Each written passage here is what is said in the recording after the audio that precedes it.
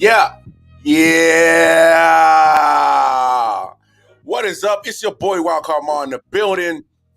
My man Detroit Mel in the building. What up, though? I.O.W. Sports. Episode 222. We in the building. What's everybody doing today? I hope everybody is doing fine and fantastic. I'm doing great, just so you know. I'm doing absolutely fantastic. I wonder why. I got some woo-woo, man. You know, gotta get that woo-woo.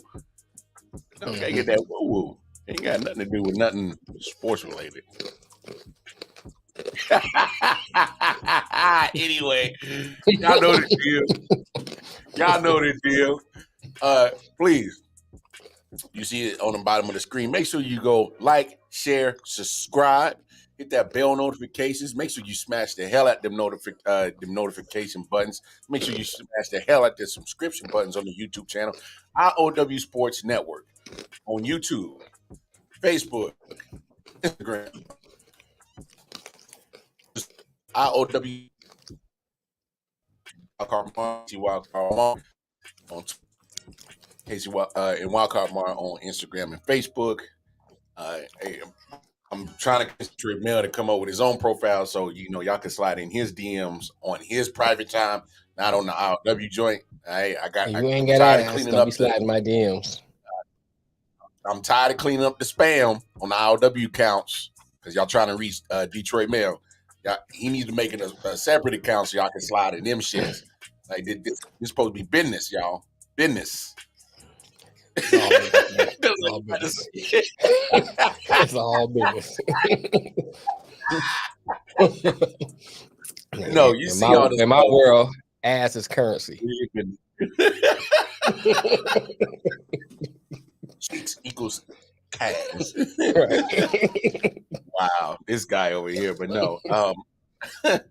Y'all know the deal, man. Yeah, please show us some love at all our social media spots.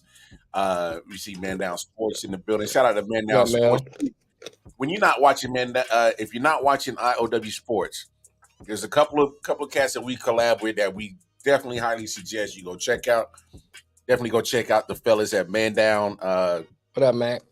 Go check out the fellas at Man Down Sports, Mel Wall, Big J, C3, Cass every now and then, Slim, all them boys over there at Man Down Sports with Mel Wall and them. Please go show some love to them.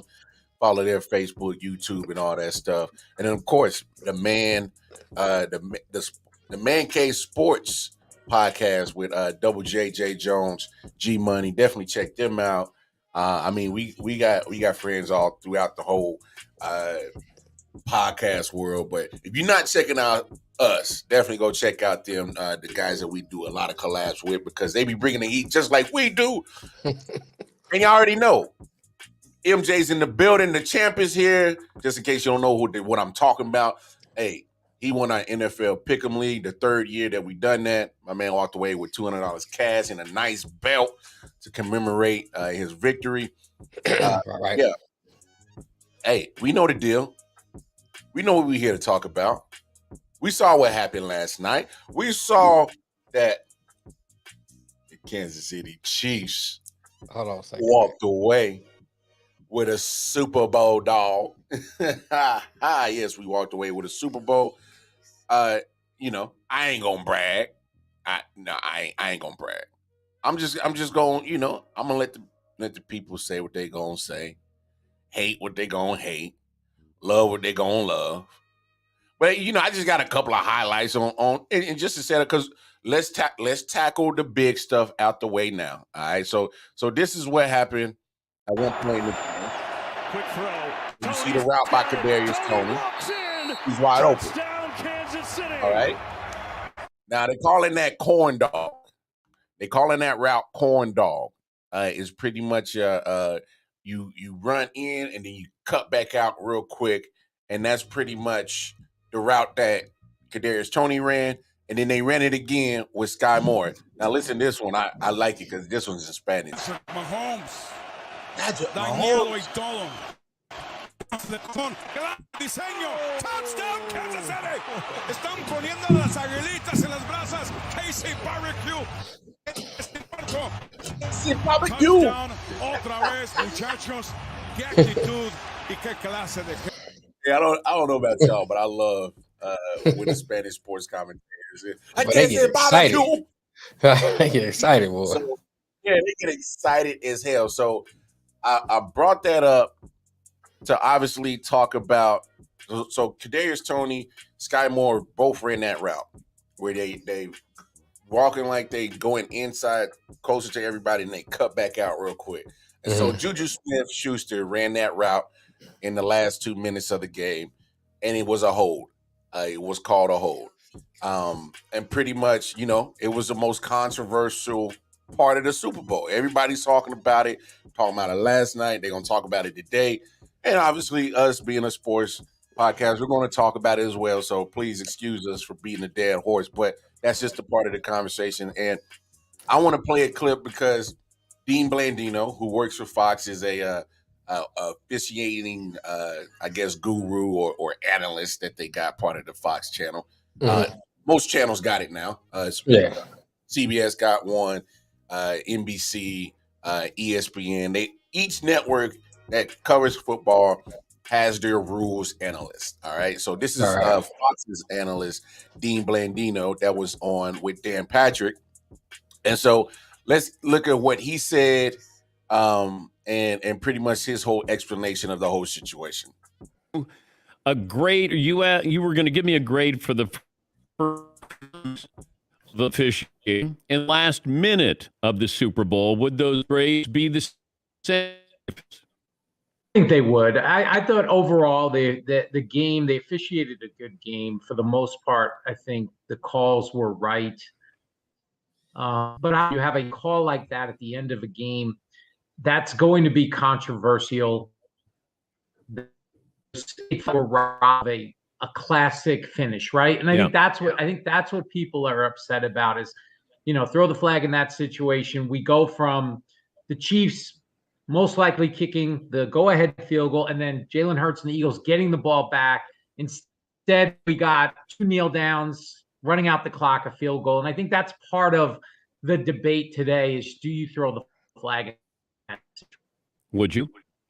To me, it's hard to sit there and watch James Bradbury grab the jersey and say that's not a foul. I mean, there's no way I can sit here and say it's not a foul for holding. And if it's a foul in the first quarter, it has to be a foul in the fourth quarter. You want to be consistent. You don't want your officials to be officiating the situation. They have to compartmentalize and say, okay, I'm going to officiate this play, and if there's a foul, I have to call it. But again, I think we all felt, myself included as a fan, is if I'm wondering if he doesn't throw the flag in that situation, are we even talking about that play? It's probably not, but when you watch the replay and you see the jersey grab, that by rule is a foul. All right. Let's do it, fellas. Mel, how you felt about the play? How you felt about the fuck that. Fuck him, man. I don't want that play. Fuck we talking about. Here's my thing, man. They have a lot of things that, to me they're not consistent with. Now when I watched it, I'll be transparent. I watched it twice. So I ain't go back and and kind of like break it down and really look at it. But a couple times I watched it, I saw him within 5 yards, kind of push him and hold him. I guess you want to say hold him, and he kind of gave him a little elbow back, and when he kind of pulled away from it, it's like he tried to put his arm around his, around his back, around his waist, whatever. But I don't think he impeded him from running finishing the route. So I think in that sense, I probably wouldn't have called it because of that. Now, by the letter of the rule, we can call it a foul. But there's a lot of things by the letter of the rule you can call a foul, flag, and we be flagging all day long. Because I even when you look at the Ndamukong Suh, when they called him for hands to the face, If you really look at it, he didn't have his hands to his face. He has his He had jersey him in his hand. He had it right here, had his jersey in his hand. You see his hand cuffed. Yeah, it's crazy you say that. You know what I'm Because saying? I said the same thing. I was like, even as a Chiefs fan, I don't agree with that hands to the face because he literally pretty much had him at the top of his shoulder pads, Mm-hmm. pushing up. Right. So, I mean, I guess if you're calling that hands to the face because it is in the face area, but he's not literally pushing on his face. Not putting on his face mask, his chin guard, nothing like that. Yeah. To me, that was a bad call. Yeah. I think that the Devontae Smith call. Here's what got me about that call. Yeah. I think it was the NFC Championship when they called that they called it's the same catch basically, Mm-hmm. and they wasn't consistent with that. Same catch. They called that a catch. We wouldn't call that a catch. To me, the one he did last night was more of a catch than the one he did before. True. I'm with Because he you on kept his that. hand on that ball the whole time. I'm with you on The whole that. time. So, to me to try to come up here and say, oh, it's got to be consistent. Y'all never consistent. Never. It's so funny you say that. I hate when we catch the same shit, bro. Never consistent. I mean, I'm like this, man. And I'm gonna read Mel's comment in a minute. I'm like this. If you talking about the letter of the law and you like that consistent across the board, whether or not I like it, I can respect it. Yeah, because it's consistent across the board. Consistent across the board. Now, I'm with you. I will, and I, you know what I'm saying? You have to have I used to be a machinist, so y'all have like what they call like tolerances, where you got to bring stuff in tolerance. So you got to have like a plus or minus whatever percentage in there because of the human factor. Mm-hmm. So I will say that, you know what I'm saying? So I'm not saying it has to be 100% across the board, but they sometimes be like, like up and down. It's So not way off. so way off that it's like, come on, man. And I think they need to fix that part. Yeah, you can't, like I said, go back to what I was saying before, and I'm pass it back to you. But I will say, yeah, if you come about the letter of the law, I agree with that. And you hate to see a game end that way. Mm-hmm. But at the same time, I'll say this for Philly fans: there's a couple of times where you shouldn't, where you let Kansas City stop you. You know what I'm saying? And that would have put the game out of reach if you scored a couple of times when you stopped you. So, it is what it is. Go ahead. I feel you. What Mel say? Yeah. Let's smash those likes buttons, heart buttons. Smash. Appreciate you, Mel. What up, Bones? What's up, Boney homie? Do the homie. Do the homie. Matt said, "Fuck Philly." Oh, That's like a true Giants fan. Yeah, the Giants fan, just like a true Giants fan, you gonna say that. I'm back since football is over now. Yeah. You went into hiding because you were a Saints fan. I understand why you went into hiding being a Saints fan. It's okay. We still love you, dog. You ain't got to disappear because you a Saints fan. Well, I put the Saints fan logo up there for you and everything. That was for you, homie. That was for you. That was for you, Boney homie. But no, look, it's like I said, I hate when we catch the same things when people try to explain shit and it's a controversial situation because listening to Dean Blandino, he sounded like a football fan. He's like, I wouldn't have, as a football fan, I wouldn't have called it. That's pretty much what he said. Pretty much. As a football fan, he wouldn't have called it. But being a rules analyst, he's like, I can't say I wouldn't have thrown the flag because it was a hold. So it's like I get what he's saying in both instances. Thank God for that back. Sincerely, Saints fans. No, so I understand where he's stuck in that dilemma being a rules analyst and a fan, because you do got to look at this two ways. And me personally, I had to look at it two ways too. Being a Chiefs fans, of course, I'm not going to cry that, we got a flag in our favor. Right. Me being a person that's supposed to be objective, have a sports podcast, and we want people to be feeling that whatever we say is credible. So on that aspect, here's the deal. And when I say I hate when we catch the same thing, and you talking about consistency. If it's a foul in the first quarter, it should be a foul in the fourth quarter, or a penalty in the first quarter, penalty in the fourth quarter. And I 100% agree with Dean Blandino said. The only issue that I have is that wasn't consistent. I agree with that, homie. Right. You know, I would rock with Dean Blandino 100% if that was the case, that the referees were consistent with that call in the first quarter all the way to the fourth. And the problem is they weren't. Because that same holding wasn't called in the first or second quarter by either team. Right. It wasn't. You allowed them to do it all game. So, bro, and literally, I made sure I paid attention to how the refs were reffing this, because I wanted to come on Monday and not even talk about any officiating. And we were about 2 minutes away from having a perfect refereed Super Bowl. Yeah. I mean, literally, look, at the end of the day, if you let these boys play for 58 minutes, they let them play for 58 minutes. Now, the refs called egregious stuff. They called the blatant fouls. Okay. I thought the refs did an excellent job for 58 minutes. For the most part, you're right. You literally let the boys play, called the egregious calls, and all of a sudden, bam. And that's the reason why I played those first 2 touchdowns between Kadarius Toney and Sky Moore, is because that was the route that was literally getting the defensive players out of position. And that was the third time they ran that route. And then next thing you know, here comes the flag. And just my consistency is, are they missing the call, or are they just deciding not to call it? They can't consistently not make it. Well, see, and that's the thing, Bone, is like basically, they were consistent in not calling it. You know, so I don't know if it was missing the calls or just not calling. Either way, there was not a lot of flags in this Super Bowl. It was obviously there was egregious penalties that had to get called. You know, a couple of delayed games. Right. You know, offsides by the Chiefs and shit like that. That was obvious. But literally for 58 minutes, they let them play football.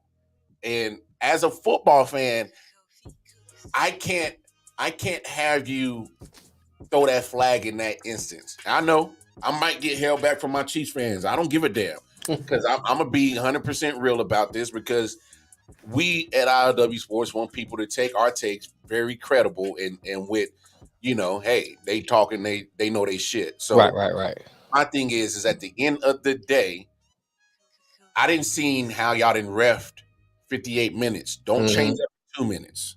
Right? You can't do that, because look at how Juju reacted. He didn't, obviously he felt he got held, but he didn't really react because he got held earlier in the game and he didn't get the flag. And so he's like, well, shit, I ain't gonna get the flag.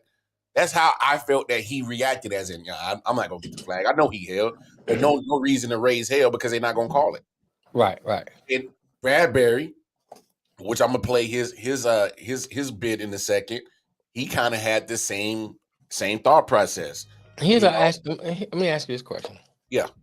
Well, it's more of a comment than a question, I guess. But all right, what we say? What would you say? Incredible. Had Nick on the show. Come on, balls. I'm still heated how the game ended. The score. Everyone know I got fun. So let me ask you this. Yeah.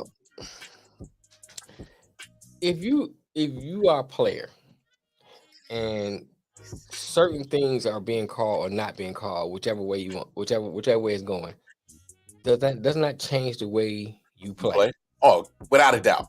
You know, so my thing is, without a doubt, it changes. If you're gonna allow me to rough and tough play, I'm a rough and tough. I'm rough and tough the whole game. Yeah. If you're gonna start at the beginning of the game, okay, we calling that. Then I'm gonna have to adjust that and kind of play off a little bit. So my thing is that's my thing is, like, I understand what Blandino was saying, but here's my thing. You have to set the tone from the jump. And then stay with that tone for the whole game. For the whole game. You know, so you can't say, oh, this is supposed to be like this because that was a under the law calls. We got to call it. That's bull. Mhm. Because my thing is, wasn't calling at the beginning, so you keep that consistency because you changing the way players are playing the game, offense and defense. If I'm an offensive player and you let the defense being kind of rough and tough like that, then I'm changing the way I run my routes. I'm changing the way I do everything. If I'm a defense, You change your offensive scheme. you change everything because this is how the refs letting everything go. So I think that's garbage. Is that Ant? Yeah, that's Ant. Yeah, that's it. What up, Ant? What is up, Ant? AP in the building. No, I'm with you. I'm with you, man. I 100% agree with everything you're saying in that take, because I don't care if it's football, basketball, baseball, whatever. Mm-hmm. If the refs are starting to call the game a certain way in the beginning, I'm already my mind is thinking, well, this is how they're gonna call it for the rest of the game. Right. So let me adjust, whether I'm on defense, whether I'm on offense, and let's see what we can get done in this kind of fashion, because hey, they ain't giving it to us this week. Right. You know what I'm saying? They not letting us get that physical with the wide receivers. Any whole calls that players was unclean about? No. Yeah, it's kind of what we were saying too earlier, Ant. Well, to really answer your question, and me as a football fan watching that Super Bowl, I thought there was a lot of calls that just weren't getting called in the first 58 minutes. They just weren't. And like we've been saying, like if I'm under that mindset, like, bro, you've been letting us be free for 58 minutes. You can't throw me in jail for 2 minutes. Right. For real. You know what I'm saying? I've been getting away with murder for 58 minutes. Now you want to convict me for murder for 2 minutes. Right. Like, come on now. Like, did you not forget that first 58 minutes of what's been going on? For real. And now all of a sudden that doesn't even exist anymore. So it's I'm just sitting here as a sports fan. Is like I'm kind of like everybody else. Like, some gonna feel more deep about it than I will, as in about the egregiousness and how much they hated it, how it ended. I'm just disappointed that this is going to be a talking point when they bring up this Super Bowl. Well, let me address what Boney just said. Boney, I don't think that we saying that we gonna game plan for it, but my thing is, as a player, if I'm a receiver and they kind of tugging on my jersey as I'm running my routes, as I'm going past them, then my mind, as a human being person, anyway, your mind is adjusting to that regardless. And you say, or how they calling the game. How they call, so they let them get away with that. So you're gonna adjust your play style to that until you see the refs start calling it more consistently throughout the game. But if you went through five different plays or 5 different sets of plays, and they let your jersey get tugged every single time, your mind's gonna adjust to that regardless. Period. What do you say? To be biased.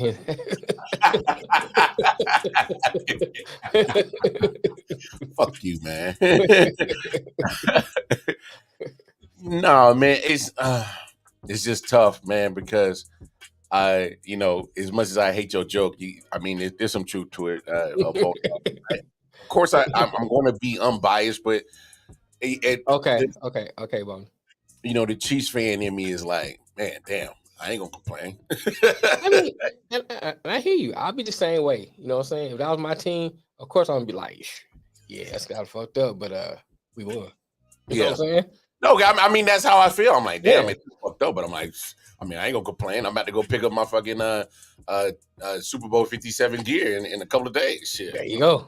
I'm not too mad. I'm gonna say yes and no to that. Ed. Yeah. I hear you in the fact that, because I kind of mentioned this in the beginning, like, there's a couple of plays where the Chiefs defense stopped the Eagles. Mm-hmm. You know what I'm saying? So, they could have scored on those plays, and that call wouldn't even been a factor. But at the same time, it was coming down to, it was a tie game, and it was down to the wire. Yeah. And Mahomes basically missed that pass. So it's 4th and 8. So you're gonna kick the field goal, go up 3, and you put the ball back in the Eagles' hands. So yeah, that does make a difference because now you gotta count on your defense as the Chiefs to stop them to win the game, and the offense of the Eagles has to drive to score to tie or go for the goal in the touchdown. So yeah, I agree with you to a degree, but I still say it did make a difference because of the fact that it was a tie game and you at the end, like was it in 2 minutes or something like that? Mm-hmm. Yeah. So, but overall, but go ahead. No, but with AP's point, I'm not like, I hear what he's definitely saying because I mean you're up 24-14 at half. All right. Right. Yeah. Obviously we've seen Mahomes and the Chiefs come back from more than 10 points before in the playoffs. We've seen them come back for more than 10 points in the regular season. So I mean, was anybody surprised that the Chiefs made a comeback? No. So it's just the fact that were there some times that the Eagles missed some things? Well, I mean, yeah. To Anthony's point, you allowed 24 points in the second half. Yeah, as a defense. You as much as I love Jalen Hurts' performance, balled out. I mean, imagine if you don't fumble that fumble return for a touchdown in the second quarter. Yeah, that's 7 less points. Right. That's 7 less points that you don't have to worry about because you don't fumble the ball and they take it in for an end zone. So, look, I'm like you, and you can't. If I'm an Eagles fan, yeah, you're gonna be bitter. You're gonna be butthurt about the call in the last 2 minutes. But if you look at the whole totality of the game, don't sit there and blame that one call. Reason why you're not Super Bowl champions right now. I mean, you did what you were supposed to do as a for the most part. You really didn't, stats wise, you didn't let Mahomes get off. Right. He got 182 passing yards. The only problem is majority of that came in the second half when you were supposed to shut the door. So, I mean, you did. Do people? This is one thing that I want Philly fans to really take into account. You dominated time of possession in the first half, literally dominated. You had like almost 22 minutes of time of possession, and you had 8 minutes for the Chiefs. You know what you did? You literally kept Mahomes. You kept him in that offense on the sideline, which is what you want to do. You failed to do it in the second half. Right. So I know you want to be upset. Let's be real about the situation. You did not make the required stops. You did not make the required ending your offensive possessions in touchdowns or field goals, because there was a couple of times where, like you're right, Mel, there was a couple of times where literally the defense of the Chiefs shut down the opposing of the Eagles offense. So I mean it is what it is. I hear you, Ant. What's good? What a great Super Bowl. 2 black quarterbacks starting in the Super Bowl. That's a first in NFL history. Respect to the Eagles, but Mahomes is the truth. Shout out to Adam 418. How you doing, Adam 418? First time seeing you here, so man, glad you're here, man. Make sure you come back. Hit that like button. Let me ask you this though. So, what in that game surprised you on either team? What surprised you about the game? I mean, Eagles or Chiefs? Well, for the Eagles, what surprised me the most about the Eagles was how damn good Jalen Hurts played. Obviously, I love his progression, what he's done over the first 2 seasons. Didn't play much his rookie season. Played a little bit more. Played a little bit more better and progressed year 2, and you see the explosion he had this year in his 3rd year, MVP candidate, runner-up. Well, he should have been the runner-up. He tied with Josh Allen for a vote apiece. So let me sidebar right here. What the hell was that one person voting for Josh Allen for? What the hell are we talking about? This man. It's too many color. It's too many color. Gotta people. figure it out. Too many color people didn't vote. What I'm saying is 50 votes. So okay, Josh Allen. so Mahomes get 48 of them. Mhm. My thing is those last two. What are we doing splitting? What are we doing splitting votes between Josh Allen and Jalen Hurts for? Josh Allen did I don't not. disagree with you on that one, Bones. He did not have the season that Jalen Hurts had. And the fact that there were voters who left Jalen Hurts off the ballot, those cats should be revoked from voting on MVP for future references. They should never be allowed to vote. Jalen Hurts balled so hard this year, and this is how he showed his MVP prowess. The 2 games that he was missing, and they had to have Gardner Minshew, they lost both of them. And just imagine had they didn't, lose those games because they had Jalen Hurts in there. We're talking about a whole different situation. I know they ended up with the first seed, but they had to play Jalen Hurts coming off the injury in the last week because Gardner Minshew couldn't get it done in 2 games. So let's be honest about the situation. For those who didn't have Jalen Hurts on your voting ballot for MVP, you should be revoked. You shouldn't be allowed to vote on MVP no more. Who voted for Josh Allen? And I'll say this, bro. They must have blackmail on him. If the vote was at the beginning of the season, I can rock with you. You know what I'm saying? Because I think you and I both thought Buffalo was the favorite start of the season. So the vote started at the beginning of the season, I'm with you. But after seeing this man play for a full season, and then watch Mahomes and Jalen Hurts play for a full season, how can you vote for Josh Allen? There's no way you could. I mean, we can argue going back and forth between Mahomes and Hurts, but how is Josh Allen in the conversation? He shouldn't even been on the MVP ballot. Right. How? I don't understand that. He shouldn't even been on the MVP ballot. Matter of fact, so I mean, I don't. My fault. Jalen Hurts was the best QB who played last night. I'll say this, Bones. Overall, career-wise, Mahomes is got the better career so far. But just in pertaining to yesterday's Super Bowl, and I said this on Man Down, and I said this on Man Down Sports. I'm laughing at Bones. Jalen Hurts was the best player on the field last night. Oh, I agree. And that's with the fumble. That's what I was gonna get. I was gonna loop into that when I was asking this question. Oh no, trust me. I was getting to that. Even with the fumble, Jalen Hurts was the best player on the field last night. The only thing he didn't do for the Eagles last night was tackle. Right. That's one thing he didn't do. I mean, he ran 3 touchdowns, 3 rushing touchdowns, a passing touchdown, threw for like 308 yards. 71% completion percentage. 71%. So, all right, so this is what I need everybody to do. We got a couple of questions we did address, but go ahead. Yeah, we're going to get to them, but I need everybody to step back, take a breath, and I need everybody to relax on hating on Jalen Hurts. Because when you go on the Super Bowl stage, the stage like that, this is his first time on that stage, and he outperformed Patrick Mahomes. Mm-hmm. He outperformed Patrick Mahomes without a doubt. Right. And that's with the fumble. Mm-hmm. So, like, if people want to say, "Oh, well, the fumble hurt him," and that fumble happened in the second quarter, and guess what? They had more than enough time to even, get over that small. But we always say this, man: a good quarterback can play a perfect game and look good. A great quarterback can make a mistake, overcome it, and win the game. And Jalen Hurts exactly overcome it. I don't even want to put that loss on his performance.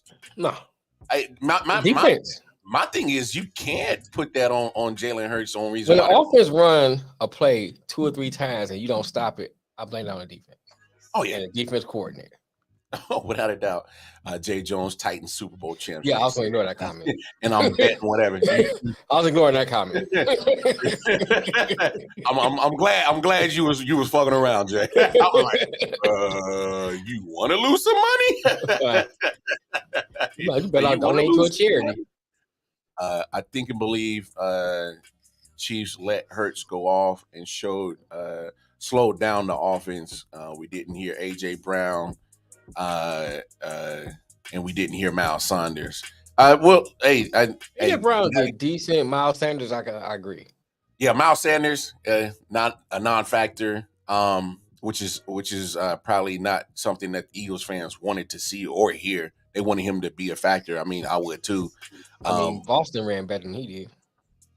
Well, I mean, honestly, the running game was held by Jalen Hurts. This is why we got to give Jalen Hurts his credit. If Jalen Right. Hurts was not, if you take away his rushing stats, that Eagles rushing offense is completely dead in the damn water, like completely dead.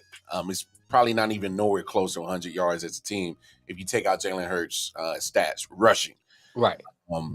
But to go back to your original question on what I liked on both sides, I definitely like how Jalen Hurts balled out for sure for the Eagles. And then on the Chiefs, man, I mean, you know me, you've heard me worry about those tackles of Andrew Wiley and Orlando Brown. You know, they allowed the most pressures as a tackle duo on the offensive line all season. And I was worried about it. I mean, literally the Eagles come in with 78 sacks, including regular season and postseason, 70 in the regular season, 8 in 2 games in the postseason. Right. So the first thing I'm thinking, I'm like, man, please do not let this front four get off. No sacks yesterday. I mean, got to give it up to that O line. You do not let the Eagles, who came in, I mean, for the 2 weeks. What did you hear? Right. Oh man, that front four they're gonna be on Mahomes, be on Mahomes. I mean, they got some pressure, of course. You're not gonna stop pressure, but they didn't sack them. So when you're talking about a team that led the league in sacks, you know, they got 0. So I was highly surprised about that, and kudos to their offensive line of the Chiefs for handling their business. I mean, you got to do what you do. So I'm gonna throw the question right back to you, Big Mel. What did you like from both teams in that Super Bowl? I'll say this. I think what surprised me is kind of I have to agree a little bit with you on the part about the Chiefs offensive line, you know, holding up the way it did. I was surprised by that. I thought that, you know, they would get more pressure or be in Mahomes' face a lot more than they were. Yeah. A couple times they double team Reddick coming through there. You know, they did enough to keep Mahomes upright. I was surprised. I was a little bit surprised how well the Chiefs defense actually played. Don't say the first half. No, but think about it like this. Even though Hurts got off, and even though there was a couple, you know, that pass he got to AJ Brown, that was AJ Brown. I thought so too. I'm not saying because it wasn't the greatest pass. It was a good pass, but it wasn't the greatest pass. It's funny you say that because we discussed that on Man Down last. That was AJ Brown. I mean, his height, his size got him that catch. Yeah. You know what I'm saying? And so you take that away. Take that away, all right? They stopped the run outside of Hurts. I thought Hurts would run.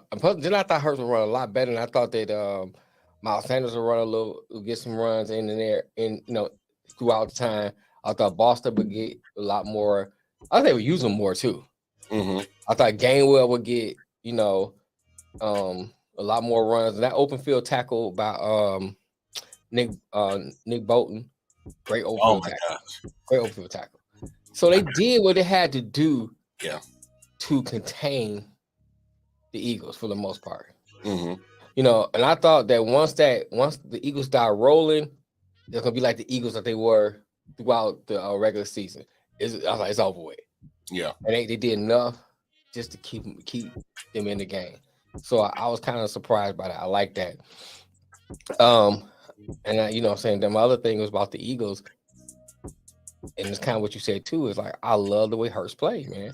And I said this when we had Cool on the show. Hurts won me over. Oh, I've already was a Hurts fan. Okay. I just wanted to see if he could do it on this type of stage and damn, like, because don't get me wrong, like he did well in college, won the national championship. Then but it was still some question marks. It was still some question marks. Does he run more than he throw? You know, all those different things. Oh yeah, you know. But just to break it down on what exactly Jalen Hurts did yesterday. 27 of 38, so 71% completion percentage, 304 yards, a TD. Got sacked twice, but you know, pretty much an 80 QBR, which is pretty high in just a QBR. 103.4 QB rating. Right. So look at the rushing stats: 15 carries for 70 yards, 3 TDs, Look at Kenneth Gainwell, 7 carries, 21 yards. Miles Sanders, 7 carries, 16 yards. Boston Scott, 3 carries, 8 yards. And this is what I'm trying to tell y'all. You literally take out Jalen Hurts' rushing stats, and that rushing offense is completely and then dead. lost so fucking too. It's Come completely on, man. Don't be salty, man. All right, let's get to some of the comments because they Yeah, kind of yeah. piling up. All right. I want to address Adam's comment though. Do you think Mahomes has a legit chance to have a better career than Tom Brady? To be honest, Adam, he does have a legit chance. Will he have as many Super Bowl victories? Let's be honest about Super Bowl victories. All right, 7 and 10 appearances that Brady has is an anomaly. It's going to be hard to even get 10 appearances. Let's be honest. All right, it's going to be hard just to get 10 appearances. Can it be done? I guess the only quarterback that most people are going to think of mine that could do it is Patrick Mahomes. Is the thing, can it be done? That's the most. I think now, man, you got a lot of great talent spread out throughout the league. Well, majority of the quarterbacks that are going to be that new wave, because obviously Brady was the last of that dying breed that just left. Mm-hmm. The only problem is all that QB talent is on Mahomes' side of the conference. Yeah, so AFC, but still. But the question is, it's not about the conference. It's all about we're talking about Mahomes as a player. He's got. I think that Burrow got something to say about that. Mm-hmm. If I can't think of it. Chargers quarterback. Why can't I think of his name? Justin Herbert. Yeah, if Herbert ever developed to where he can be, he has something to say about that. Mm-hmm. You know, Josh Allen, if he ever can repeat what he did a year before last, he has something to say about that. Not this past season. Not this past season. Don't that shit no more. Yeah. Skip a year, go back. You know what I'm saying? Leading the league in interceptions ain't a good look for your resume. Right. I might offer my man some more money and tell him to come on back. But yeah, so I mean, I think now it's different. The league is different. Yeah. You know, when Brady played, once he got past the Colts, it's pretty much he had to lose. Yeah. For the most part. I mean, you know, he had some teams that, and shut up, Matt. I already know what you're about to say. He had some teams, you know what I'm saying? 2 times. I felt it. I'm trying to cut you off before you can get to it. For the most part, once he got past Manning, you know, it's pretty much his Super Bowl to lose. Yeah. So, you know, now I think I think that now coming through the AFC the way it is now, it's a battle. Yeah. It's gonna be a battle, you know, and that Cincinnati and KC rivalry is heating up. And it's just at the beginning of it. At the beginning I think it's of gonna heat even more. You know what I'm saying? So they'll beat each other up for a while. So can he do it? Yeah, it's a possibility. Will he do it? I can't say for remains to be seen. It remains to be seen. Well, it's just a lot of obstacles in the AFC for Mahomes to do that. Let me cut you off. I think about this, but do you want to see that now? Not as a fan, not as a Chiefs fan, but just in general as a football fan, do you want to see another quarterback or another team win 7, 8 Super Bowls? Well, I'll say this: as a sports fan, it gives everybody a protagonist to hate. All right, got that. But I'm saying that's part of the story. I'm always gonna have somebody to hate. I mean, you look, and to me, just like in sports entertainment, you need somebody to cheer for. You need somebody to boo. And depending on how you feel about Patrick Mahomes and the Chiefs, it might go either way. You know what I'm saying? AP, we'll get to that in a second because I'm a little upset about it too. It's just that I don't know, man. It's weird because we want to say it's going to That's a good question, Jay. Yeah, no, Jay got a good point. I mean, I made no bones about it. Look, Mahomes benefited big time from the, being part of a situation in Kansas City that comes with a great play caller in Andy Reid. comes with a great tight end in Travis Kelce, and you had by far the fastest wide receiver in the league for 4 years. So that helped you. Who knows what Patrick Mahomes looks like if Andy Reid steps away? Right. But at the end of the day, for me personally, I'm just glad that it's not even Brady no more that's dominating football headlines. I'm just fine with that. So I agree with you on that one. Who knows if Mahomes is going to reach that Tom Brady career? But I got an interesting question. Even with Mahomes only 5 years in, would you put him in the same atmosphere as a Joe Montana and Tom Brady right now? So let me ask you: he's entering the conversation. What quarterback would you put over Mahomes career wise right now? Right now, you talking about Curry playing? No, just in general. What quarterbacks would you put over him if you were to do a top 10 all time quarterback list? Well, of course, where would you put Mahomes? Of course, Montana. Yeah, I put Montana in there. I wouldn't argue that. No, Montana's my number one. See, here's the thing, because a lot of this argument gets into a number of titles, but here's the thing. I would say that as a quarterback and as a cerebral mind when it comes to sports, Peyton Manning is one of the best. Yes. You know what I'm saying? Now, it only got two. Athletic, no. But, he played an era when it still was a pocket passer. Yeah.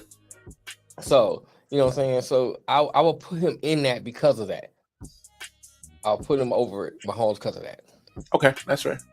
I'm trying to think. Marino's a great quarterback. You already know people gonna knock him for not winning the big one. I know, okay. But still, talent-wise, talent was there. No argument there.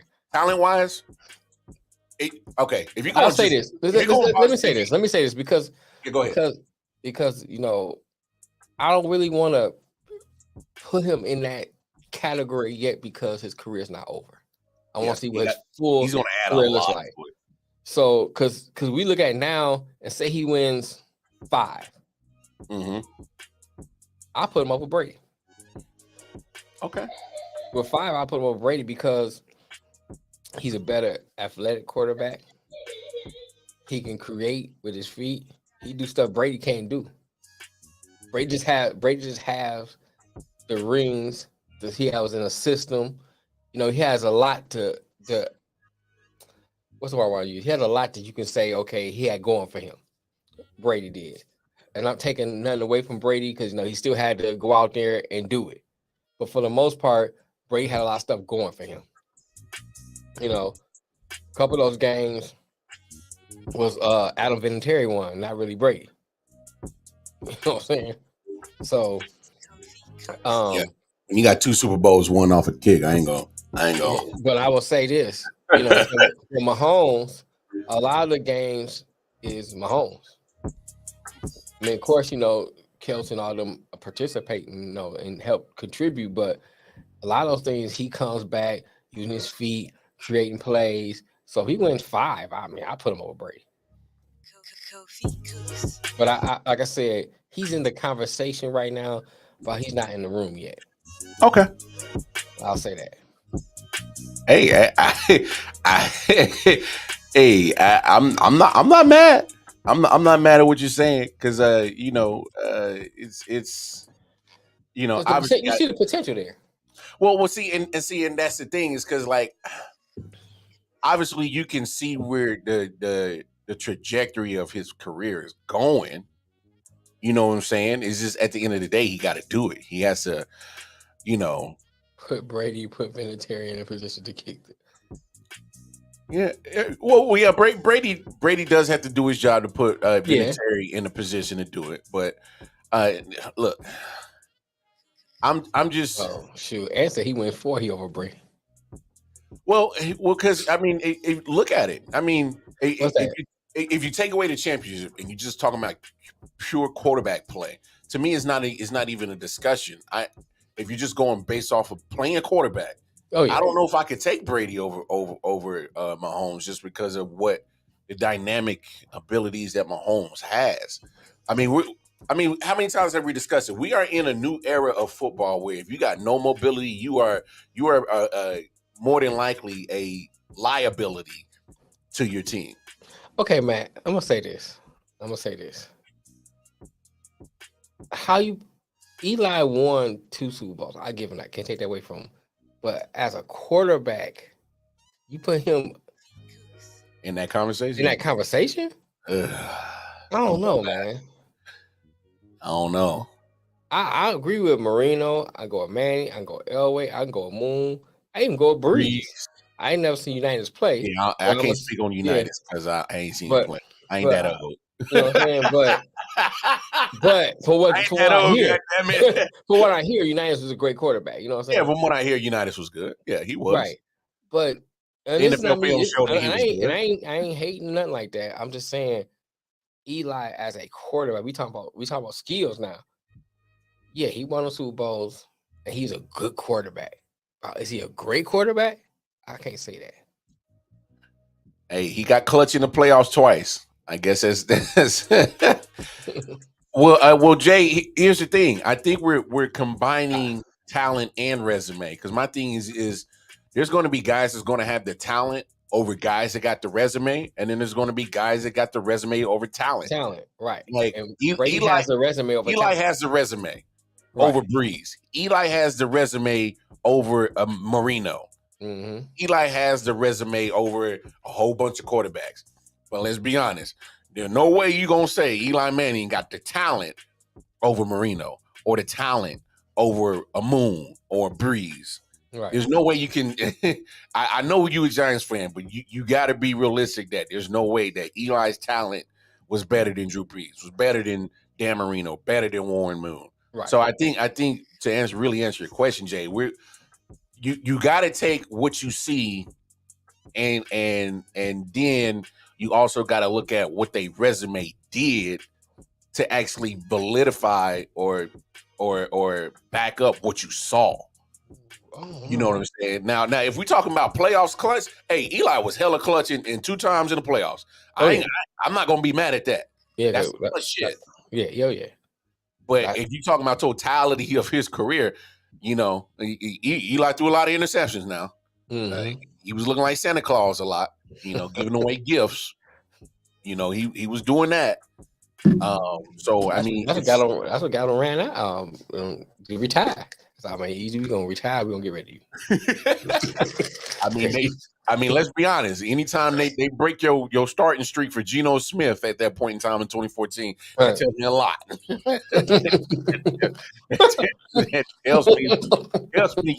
tells me a lot. Yeah, I know, man. You be sneaking them in there all the time. Yeah, you got to sneak them in there. But look, hey, I respect your consistency, bro. Yeah, hey, I respect. What's up, Ryan? What's up, Shout Ryan? out to my fellow Chiefs guy. But no, wherever you decide to put, I think it's fair to put Mahomes at least in top 10. All the haters. You know what I'm saying? I mean, yeah, I think that's a fair assessment. I mean, yeah, top 10. Yeah, I think he has the ability to move himself further up. Don't you dare bring it like you know shit. I think his career and him still being young, he has the ability to move up that ladder. He does. He's 27, only started 5 years in the league. You know what I'm saying? Mm-hmm. He barring injuries, you know, he's been relatively durable. So that's one thing that's in his favor. We can't discredit the fact that he's in a great situation since he's gotten drafted. You know, yeah. We're gonna get on that too. But let me say this right quick before we get on that. Yeah. Do Burrow has the potential to be the next Marino? Well, I don't know. I don't know if you want to be Marino, having all the talent and no wins, no championships. That's what I'm saying though. I don't think you want that. I'm saying, but does it look like he could be going down that pathway? Honestly, I think Josh Allen might go down that pathway more than he will. Because so this is the comparison I'm willing to make. Okay. I'm willing to make that Mahomes might be closer to Brady's resume. Okay. I'm willing to bet that Burrow is closer to Peyton Manning's Okay. pathway, and I'm willing to bet that Josh Allen is closer to Marino's pathway. If you're talking those three, I agree with you, Matt. and comparing them to three past quarterbacks in, Okay. in certain Okay. similar Okay. I was just situations. throwing it out there. I didn't really have an opinion on it. I was just throwing it out there. Yeah, Burrow's the next breed. Okay. Okay. yeah, Breeze or Peyton Manning. I would. I mean, Yeah. Peyton Manning and to me, Peyton Manning and Drew Brees are one and the same on that same pathway, as in being cerebral, very accurate, very. You know, they both won championships. You know, they both can get you there. Right. I'm gonna say just that's just the comparison. I would probably. So I'm not mad at AP says Burrow's the next Breeze. I'm just looking Jay. at. I can't disagree with that one either, Jay. He's good. Oh, trust me, Jamar Chase and Joe Burrow ain't going nowhere. They probably might retire together. Right. If Burrow has anything to say about it, now he's like, yo, no, where I'm at, Jamar Chase is gonna be there. Right. So I'm not Aaron Rodgers. Oh no. He look, Aaron Rodgers let Devontae Adams go, and I'm pretty sure he feels pretty silly looking at the season that he just had. That he wished he would have had a Devontae Adams, and I'm pretty sure Devontae Adams wished he would have had Aaron Rodgers. They both feel the same. I mean, look, at the end of the day, man. As football fans, man, we gotta let's just be happy with the hell future when the quarterback come what we got talent wise. I mean, we still can't act like Lamar Jackson is he ain't no scrub. He's still just as good. You know, he gets in the right situation. What happens? He gets in the right situation. Right. And right, I gotta say this. Sidebar. Right. I'm looking at the quarterbacks in the NFC. Mm-hmm. I'm really starting to make that Jalen Hurts is up there, and then there's everybody else in the NFC. I can't argue that. Yeah, we know that's coming up next, Matt. Yeah, we'll get to baseball season, bro. I mean, name me a quarterback in the NFC that's going to be up there with Jalen Hurts battling for NFC Championship appearances. Maybe Sunshine. No. Sunshine's in the AFC. Oh, yeah, AFC. You're right. Damn, you're right. I'm talking about in the NFC. Name me a quarterback that's going to give Jalen Hurts competition for the next 3 to 4 years. I don't know. Maybe one of these new quarterbacks coming in, but right as of now, I can't see it. Not Dak. Oh no! Come on, man. I said not Dak. Yeah, I know that's what you said, but I'm like, come on, man. We don't even need to have no conversation about that. Definitely not Carson Wentz. Oh, not Daniel Jones. Now, Jay Jones, I see you. Fields, maybe. I love Justin Fields. I absolutely adore what he does. I want to see. I guess I want to see once they get stuff around him. How is his passing? Yeah, he can run it. He can run his ass off. Oh yeah, he can run his ass off. He run like the police chasing him. So they probably would. Oh yeah, he run. Yeah, Justin Fields needs a lot of help in Chicago. Talent wise, yeah, he's up there with Jalen Hurts, but because I mean we gotta come on, AP. Stop. Man, come on, man. I like what Brock Purdy did. I like what he did. It's but come on, story, but come on, man. Brock Purdy. I mean, I wouldn't expect nothing less for no dang on Commander fan. I mean, to be fair, let's imagine that game. Hopefully, if Brock Purdy don't get hurt. I mean, I don't know if it changes the outcome.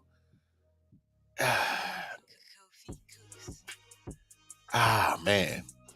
See, and that's the thing, AP, because we don't know what's going to go on with the 49ers, man. Got a lot of decisions to make. Yeah, because they got to make a decision. Are we going to ride with Trey Lance? Yeah, they do have all the old heads. Yeah, they do. In NFC, that's why. Look, don't be surprised if you see Philly back in this position. I don't know if the Chiefs will return back in this position.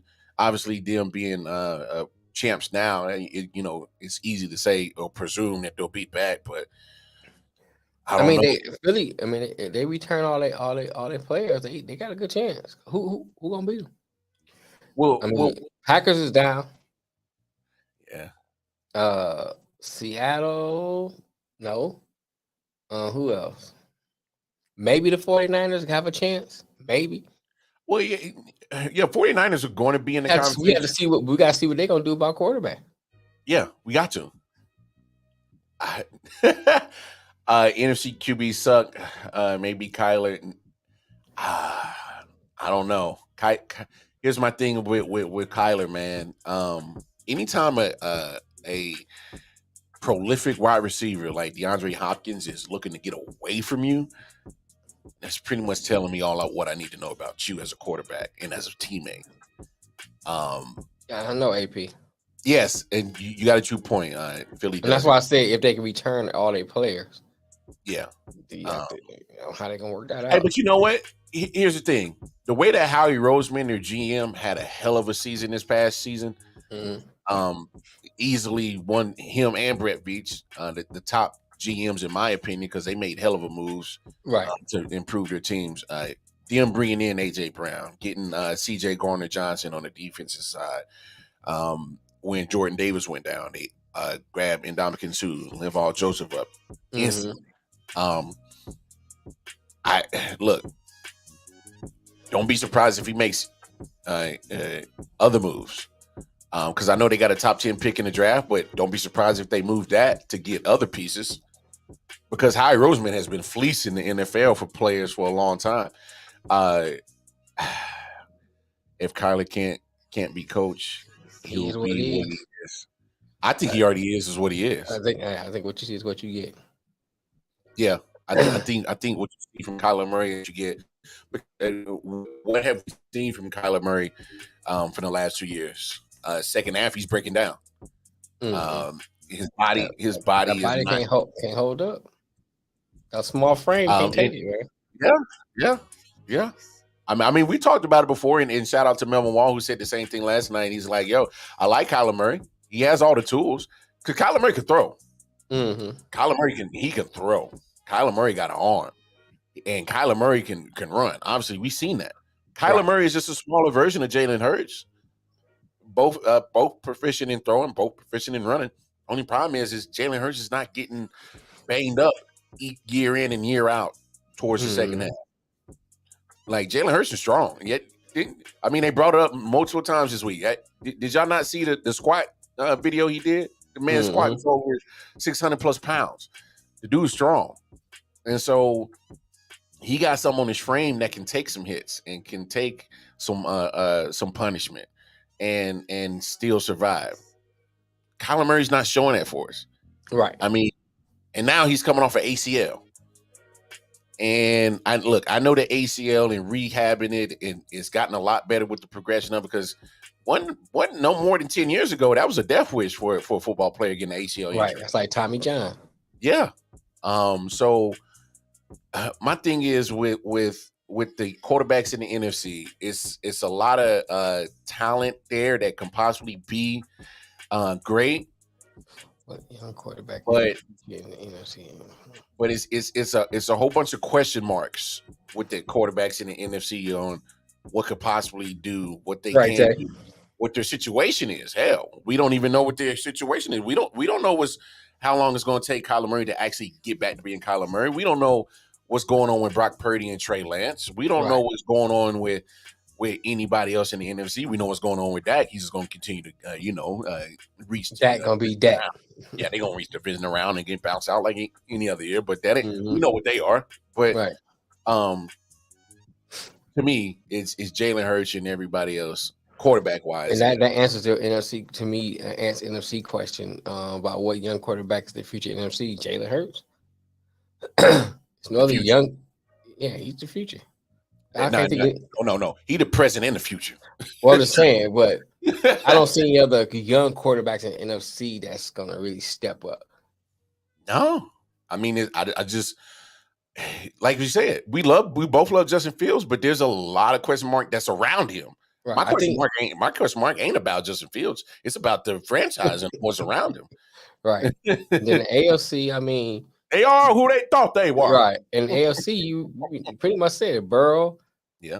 Herbert, Mahomes, Allen.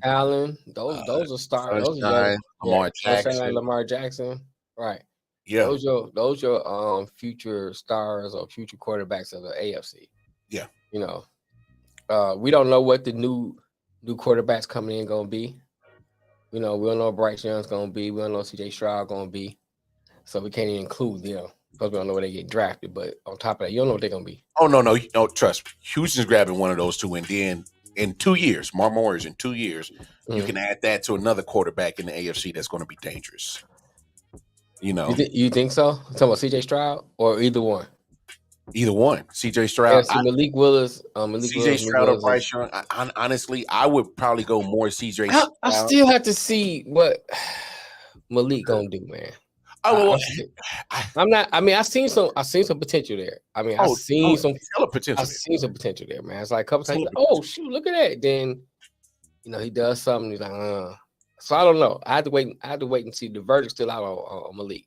I'd love to see it. Well, think about it, man. If the Titans give him a right offensive minded coach. I'm not saying you get rid of Mike Vrabel, but at least get a OC in there that's very good with developing quarterbacks. That's a quarterback whisperer, you know, and can actually, you know, put Malik in good situations. Because here's my thing: Malik Willis could be a great RPO quarterback because I mean, let's be honest, that's what he runs. That's what he ran at Liberty, right? In college. Which I thought Tennessee was actually a good spot for him because they was already running RPO with Tannehill. Right. And so I thought that was actually a good landing spot for him to do because you're going to run an offense that can accentuate what he does well. The only problem is I'm not sure Mike Vrabel is sold on him because there was a couple of comments that this year that came out of Mike Vrabel's mouth about Malik Willis that pretty much pissed me off and rubbed me the wrong way. And I'm not even a Titans fan. I'm like, bro, why would you even say that about your quarterback, bro? Like, come on, man. You might not have wanted him, but damn it, your GM thought he was, you know, right for the future. So why don't you do your best as a coach and coach him instead of going in the media and talking shit? Like, so I'm not a fan of Mike Vrabel and the way he handled, you know, talking about Malik Willis. Is Malik Willis, you know, is he limited? Yeah. I mean, he played at Liberty. He wasn't at Alabama. He wasn't at, you know, he wasn't at Clemson, LSU, nothing like that. So, you know, asking him to be a top quarterback going against a top competition, you know, in his rookie year. Look, did he struggle against that one start against the Chiefs? Of course he did. It was his first start, man, in the NFL.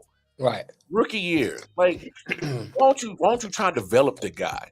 And I don't know. I'm gonna wait till we see what the Titans do with an offensive coordinator before I shut the door on Malik Willis, because to me we haven't seen enough to really make that claim if he's going to be there or not. My only pushback, what you're saying right here, Ant, is that Jalen Hurts and Lamar Jackson are pretty similar in play style. I would probably say Jalen Hurts is a more better passer, but they both played the very same similar game. So my thing is, depending on what happens with Lamar and his contract situation, get him in the right system. Get him on a franchise that actually gives a damn about giving him receiving weapons. What happens if he gets into a situation that gives him everything that he needs and more? A defense, an offensive line, wide receiver weapons, right? And see what happens. So I'm not ready to shut the door on Lamar Jackson either. I mean, we can't forget he's still only 25, 26. He still has a lot to write about his own chapter in the NFL. I'm not ready to shut that door on Lamar Jackson, not yet. So in the draft, everybody don't pick who to draft. So it's the owner. I thought it was the coach. Not always. I mean, look at Jordan Love's situation. That wasn't a coach move or hell. some of the players that influenced that. That was a road GM going crazy and saying, I'm gonna pick him despite because I hate you, Aaron Rodgers. So, you know. I mean, it's crazy, man. I'll pick $100 won't make the Super Bowl in the next 5 years. I mean, who knows? I mean, I know you're confident in that AP, but man, there's a lot that can go down. Hell, you don't even know if Lamar is going to stay in Baltimore. Right. What happens if he gets to Miami? You know, Miami's an improving team. Ooh. You know, I don't think you would be confident about that $100 a day if he gets to Miami. He gets to a good situation. That got be back in Florida too. What? That's where you from too. Hey man. Oh, and I forgot about Deshaun Watson. How the hell? Man, come on. Right. He's going to be better next year. You right, Jay? I don't know how. I don't know how we forgot about Deshaun. Hey, throw his name on there on the AFC list. You got people everywhere. Yeah, Deshaun like ain't no good masseuse in Cleveland. Man, shut you. The fuck? Boy, we gonna work it out. Go back to Houston. Thank you. King shit. Yeah, baby. Thank you. King shit. But I mean, there's just a lot of question marks on the Oh, we gotta get to Ant comment about the field too. Oh yeah. Hey man, here's my thing, man. Why in the hell on the Super Bowl of all places would you have this field in this type of condition? It was an ice skating ring, man. Right, man, and that can cause injury in people's career. I mean, did you see what Josh Elliott, the kicker, when he went for that kick? Yeah, and literally pretty much landed on his ankle, folded. Look at my head. Like that. I was like, dog. Bruh, that is the same thing that happened to Harrison Butker to the Chiefs in week 1. Right. So the Chiefs, on that field, Chiefs week 1 went to Arizona, that same field, played the Cardinals, and Butker did the same thing that Elliott did. Literally planted his plant leg, and it slipped while he was kicking, and it folded on his ankle, and he missed like 4 or 5 games because of that early in the season. Right. I don't know how Elliott is feeling today, but I can imagine his ankle was a little bit swollen, for sure. That was egregious, bro. And I think that's what I understand though. It's Biden's fault.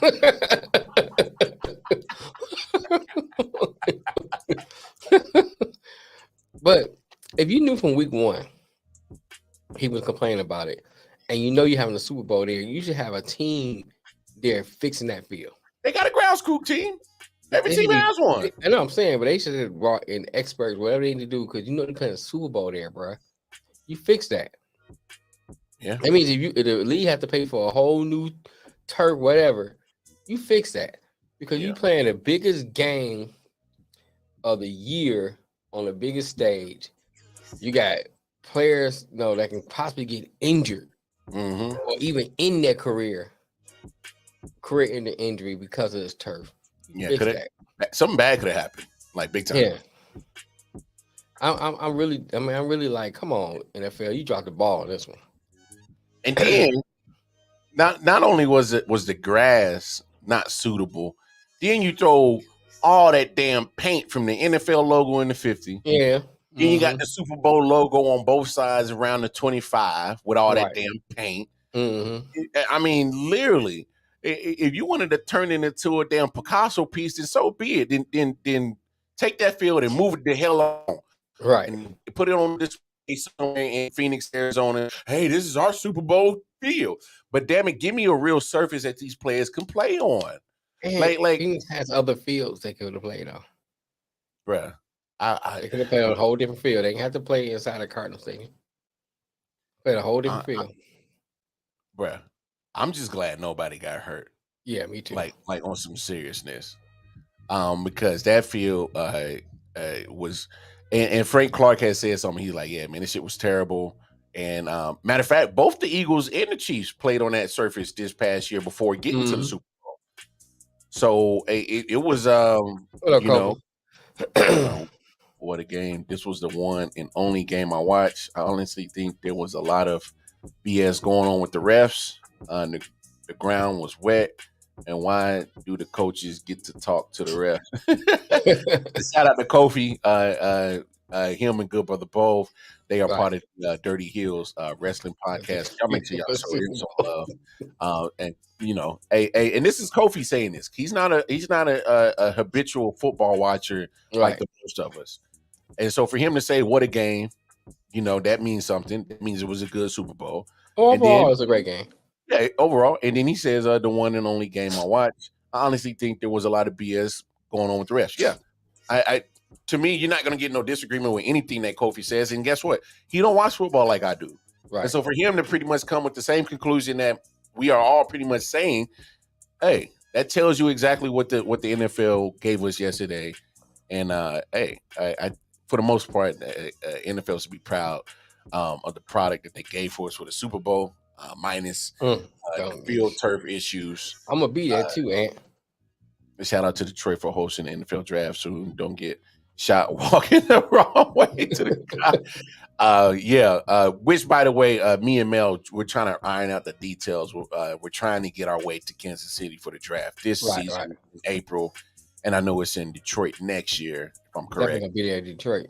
Yeah, so we definitely trying to make it to both our home cities for the draft for sure. So y'all keep an eye out for that.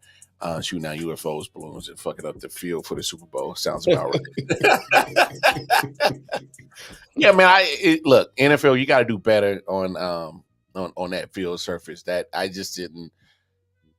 Look, I know you want to have it look all presentation wise, look good and shit, but get back to being, you know, how about you be more worried about the actual safety of your players? That was not a safe surface for them to be playing on. I'm talking about that's why Philly lost. That's it right there. Which is quite surprising because if you look at it, the Eagles had more change of cleats than the Chiefs did. If that means anything, I don't know. Turf fields are cheaper to maintain. They are cheaper, but they are also they say statistically you get more ACL injuries on turf than you do grass. But the way that grass looked last night, I don't think it fucking matters. You'll get hurt some way or another.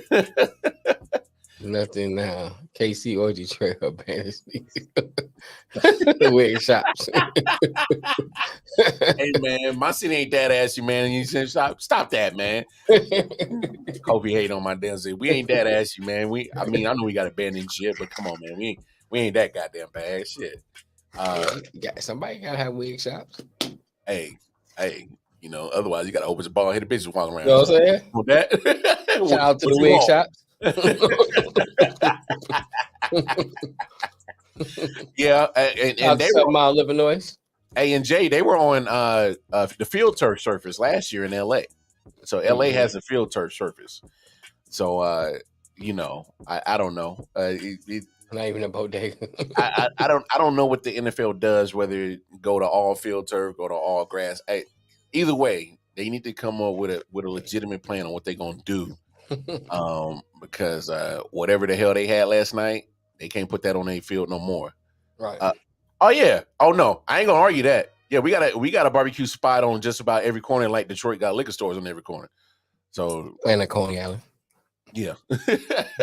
So I mean, we deep with the barbecue joints all over the place. So but I don't know. I didn't care for the field service, but I think we need to talk about the real thing last night on Super Bowl 57. Oh yeah. We gotta talk about my boo Rihanna.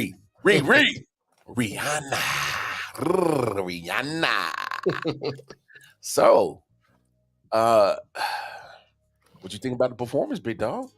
It's like what kind of crackheads, man. Crack is whack. I don't know, man. Here's my thing. if you look at it from strictly a performance wise, I thought it was a decent performance. You know what I'm saying? I thought it was a good performance. Except Rocky the real MVP. Yeah, he rocking that thing, boy. Yeah. Yeah, I think it was a pretty decent performance. I thought it was better than last year. Last year seemed rushed. Damn, you really did like it over the whole collab, West Coast collab? I think they could have did. It's like it's kind of rushed, man. I don't know. It seemed like I wanted more from last year. You know what I'm saying? They all that hype it got. All you know what I'm saying? It got more hype than anything. All the ones I can remember. Like, yeah, I can't wait. This is gonna be nice. And it's like, this is. It just seemed like Rihanna's performance was long. Last year it seemed like it was 5 minutes. That much was over with. That's fair. And I think last year too, they should have did a tribute to Nate Dogg. A tribute to Nip too. You know what I'm saying? Yep. Nipsey Hussle should have been involved, you know, some kind of way to tribute to him. And also, you know, what was Nancy Fletcher? She on a lot of their stuff, man. Well, and just to back up what you're saying, and I remember us talking about it last year. I'm just like, if this is a West Coast appreciation thing, then you got to take out Mary. Then you got to take out 50. Those are New York. Well, I understand why 50 and Mary was in it, but I think, to me, you shouldn't have had them on there. I understand why they did it, you know, because 50 was part of Aftermath and all that stuff. And, and so was M, but my thing is, it seemed more of a West Coast appreciation. Right. And that's why you had the Kendrick Lamar. That's why you had Dr. Dre. Like I get the connection between Aftermath and Shady with Eminem and 50. I get that with the connection with Dr. Dre. But my thing is like, if this is a West Coast appreciation, because you got Snoop there, you got Dre, you got Kendrick. Okay, so where the hell was Ice Cube at? Yeah, what was Cube at? Are you serious? What was Dub at? You could have brought Dub out. Yo, we talking about West Coast appreciation. West Coast. You got no West Coast icons like Ice Cube not in there? Cube definitely should have been out there. No Dub C? You didn't get no tribute to Nip Hussle? You could have had Nip. You could have brought a picture out to Nip. No tribute to Nate Dogg? What was Easy at? No tribute to Easy? Like to me, this should have been a whole NWA appreciation. This should have been a whole hell. I'd have been okay if you would have brought E40 in the Oakland crew. That's still a West Coast appreciation. Hey, that's what I'm talking about, man. I wanted Dub get to do your gangster wall. Get the wall. Right. Keep it gangster. You know what I'm saying? Keep it gangster, Dub. Keep it gangster. Like my thing is, and this is why I can agree with you at. Where was the total appreciation for the West Coast? Too Short. Thank you, Jay. Too Short. Yep. Short should have been there. You know? like I got 5. Lunice. Look, give me a full West Coast appreciation. I love Mary. I love 50. But y'all New Yorkers. You know, no Cypress Hill. You're right. Cypress Hill. I mean, there's so much they could have done, bro. Exactly. I'm with you. I'm with you, man. They could have done. So then you translate that back to this year. I think this year performance. I think Rihanna did a nice compilation of her covers and stuff. Yeah, I like how the platform was going, you know, up and down and back and forth, and the dancing was smooth. It was straight. You know what I'm saying? Some people, like I would say that. She said the corporation white folks was not having all the hood shit on that stage. Nah, they weren't. This before after Snoop brought Death Row Records. I think he hadn't bought it just yet. He talked about it, but I don't think he had bought it yet. Mm-hmm. Yeah, you might have a point there, Jay. you got a true point, Jay. I mean, you know, I'm like crib walking. Oh shit, what is that? Snoop was out there crib walking. Oh no, he was. And he had the thing on crib flag on. Yeah, he had the whole crib flag as a whole uniform. Just threw some yellow stripes on there to make it look like he was rooting for the Rams. Nah, we know what it was, Snoop. Right. They didn't want you to look too crippish up in that motherfucker, dog. but for the most part, I think this year was a lot better. You know, it didn't seem rushed. Hell, I was looking at the time like, shoot, how long she got? You know what I'm saying? She was up there for a minute. It's like she was up there for a minute. Yeah. I mean, She was looking nice. oh She yeah, had she that was little looking baby nice. bump, but Too. it wouldn't stop me from hitting it. What? I Come said on, it man. wouldn't have. It would have not have. No. Bro. I'm agreeing with you. Come on Oh, now. okay. Hey. You saying what? Like you? Maybe I No. said this while his mic on. No, Not half. Stop. Not half.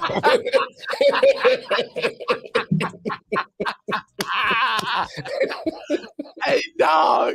Hey, bro. Come on, man. It's still Riri, dog. It's You know still what I'm saying? Riri. Shoot, Hey, I but didn't fuck something with bigger stomachs than that, so I ain't tripping. boys, ain't tripping. It Ain't ain't bothering you, tripping. none. Yeah, you good. So you had to push the stomach up to find the pussy. You know? One hand lift the stomach up. Yeah. Oh, you said why say have a country singer next year? Oh, they probably will.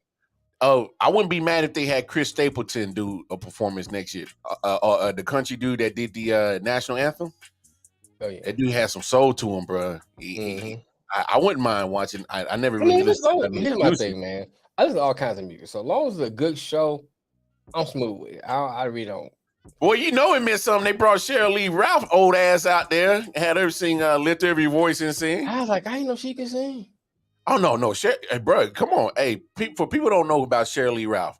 I know people only remember her for being the mama on Moesha, but she's been more than that in the entertainment business for I kept years. saying, here's the funny thing. So when I first I was watching my boy house. So I came into the room and I glanced at it, I was like, is that Stephanie Mills? I had to look again. I said, "Oh no, it's old girl." Yeah, bruh. Y'all go Google Stephanie Mills, man. No, Cheryl Lee Ralph. For those who don't know, she's been part of the entertainment business for a long time, and but I want a good show in total, man. I mean, both singing and dancing performance. I like it both, man. I like a good show. I mean, to me, it's like, I think Prince did one of the better shows, but Prince is a musician. He does everything. You know what I'm saying? He's a performer. He's a performer. Yeah. Beyonce was pretty decent. It was a performance. You know what I'm saying? You had to sing, you had to dance, or whatever. I can't remember Coldplay. Didn't Coldplay do it one time? Yeah, they did, but I mean, I don't really. I really remember how it was. You know what I'm saying? Yeah. It was okay. I think the weekend was kind of weird. Weekends was weird as fuck. That was weird, bro. Did Madonna do it one year? Madonna's done one. I remember Black Eyed Peas when they did it one time. I didn't even care for Black Eyed Peas that much. It was all right. Lady Gaga did it one time too, right? Yeah, she did hers one time. And then you had I remember Miami. You had J-Lo and Shakira because they was yeah. That was decent. No women. Yeah, it was decent. Obviously, it was nice. Yeah, Bruno Mars could have been better because Bruno Mars put on a good show. I would have preferred him over Beyonce and Coldplay that year. Bruno Mars put on a good show, man. I would give him that. He puts on a good show. I think he could have been. Bruce Springsteen is classic. The only problem is he's for them older heads, and when you trying to reach, the show wasn't bad though. No, I didn't say the show was bad. It's just that right now, if you would have put Bruce Springsteen going to a Super Bowl yesterday, a lot of people would have been like, "Who's that? What the hell is that?" Obviously, the older heads would have been okay with it, but I mean, like for the most part, a good time is Daddy here. You know, the younger generation be like, I gotta Google who the hell this is. Just like they had to Google Cheryl Lee Ralph. Right. Told you give me Adele. I wouldn't mind Adele. Adele can sing. Now, let's preference. Are we talking Adele that's with Rich Paul right now, Adele? Or are we talking about, we need Adele with problems. She sings better when she got problems. I need thick Adele that was going through some emotional shit. Give me that one. We need her to go some breakups, somebody beating her ass, something, but she got some problems, so she can sing about. You know what I'm saying? Yeah. Get this nigga off me. Yeah, I forgot about that. Right. Yeah, give me the thick Adele. Don't give me Rich Paul. She happy Adele. I need the one that. Because it's funny you say that. Yeah, she do it now. I bet you too happy. You don't hear that shit. Get this shit out of here. Yeah, like, Black Eyed Peas is trash. like it's funny you say that because oh yeah, I never forget Nelly, Timberlake, and Janet, and you can never forget that. Yeah. Titty That's the came out, wardrobe malfunction. Nah, Titty came out, bro. Is that a titty? I was like, ooh, Titty. I was like, they mixing porn with football. I like this. Who would you like to see in the upcoming years? Oh shit. I would like to see J. Cole. I would like to see J. Cole. J. Cole would be nice. Do like a J. Cole Dreamville little set. Yeah, I would like that. Well, my thing is if Jay-Z is and Rock Nation is the ones that's putting this on, when Jay-Z gonna do it? Did he do it 1 year? Oh, he came out with Beyonce, didn't he? I don't know. I can't remember. They do that song they got together, Bonnie and Clyde. Nah, I'm okay without Drake. I'm cool without Drake, man. I am okay without Drake. Yeah. Even though Drake would, I will say this: Drake would be a good artist to draw a lot of people to watching the halftime show just because he is Drake. Just me personally, I'm okay without Drake doing Super Bowl a performance only because I like Drake.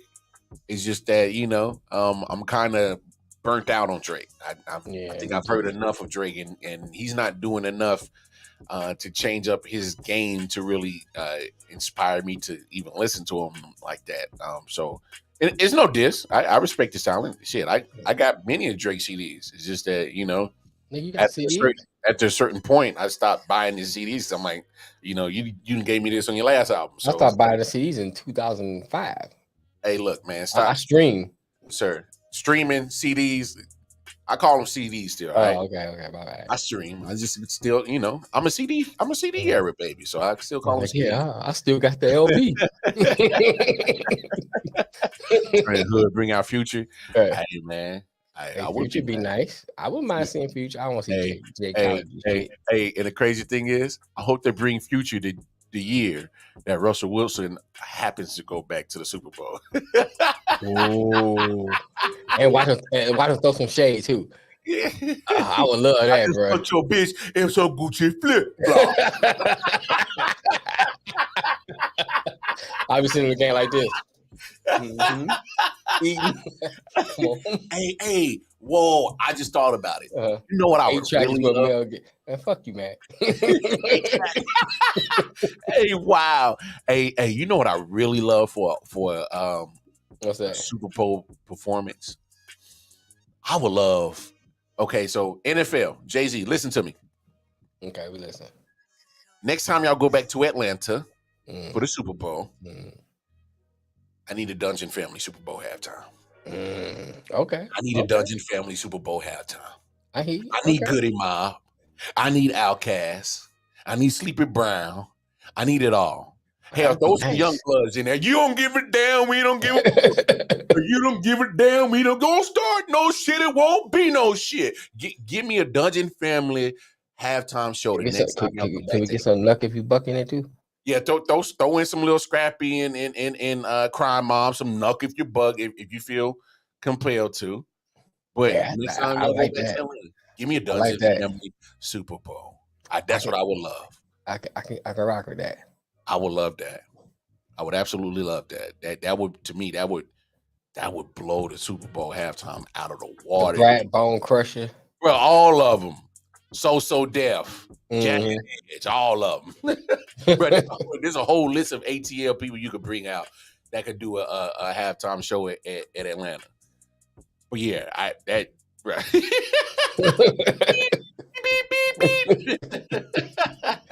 I mean, it's the Super Bowl, man. Let them cuss, man.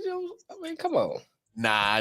They'll play a whole bunch of radio edits on that shit. But either way, give me a Dungeon Family Super Bowl performance next time y'all back. I'm with it. I think Jay-Z should do that. So in Vegas next year, I don't know who. Yeah, Luda. I don't know who you would get to represent Vegas, but I think they should start. Whatever Super Bowl the city is in, they should get people to represent local people. Yeah, I like that. Like if they go to New Orleans, give me. Nah. I want to see the tank roll through, bro. For real. Yeah. Oh yeah. Bro, imagine they go back to New Orleans and then halftime performance by No Limit All Stars, and you see the tank roll through. They get Mystical live from jail. Nah. I love Mystical, but come on, man. Anytime you get caught with the same charge twice, Hey man, it's you have wrong him with live from jail, man. No. Be a sidelight. No. See, Mystical ain't gonna know how to keep his hands to his damn self. This man ain't got caught twice Fucking with Newton. the R word. So I ain't. Nah, I love you, Mystical, but you got a problem, bro. You got. Here I go. yeah. That's a problem. You win. You went and went. Yeah, here I go. No, you need to stop. That's what got me feel like I did with R. Kelly. Shall I be playing the CD now? I don't know. Got you questioning your morals. Shall you play the CD? You know what I'm saying? Damn, Mystical. I was like, shake your ass. Damn, Mystical. Like, damn. I could do with my dick in my hand. Whoa. Right. That's the problem. Got you in trouble first time. Come with your dick in the hand. You know what I'm saying? I would got you in this problem now, that's bro. what we do, Mystical. We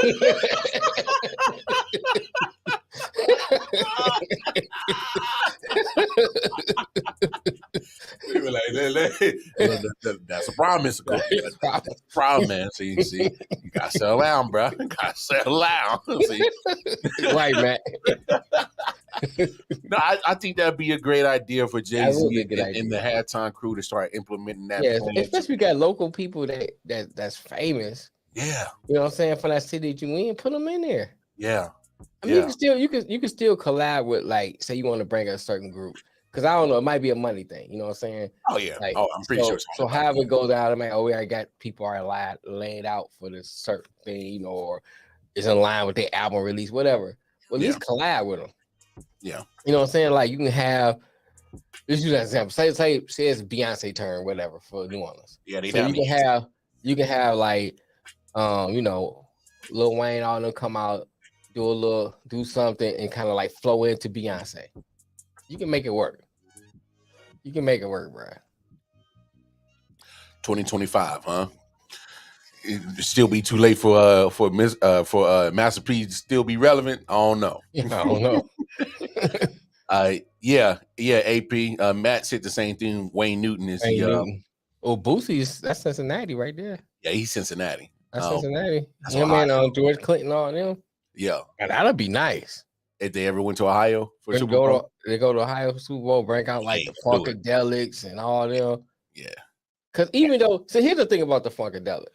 Yeah, because you brought up Bruce Springsteen, but the Funkadelics and Bootsy and all them are sampled so much, even the new people will recognize the music. Some of your stuff, yeah. Because they never recognize the samples and stuff. So, you know what I'm saying?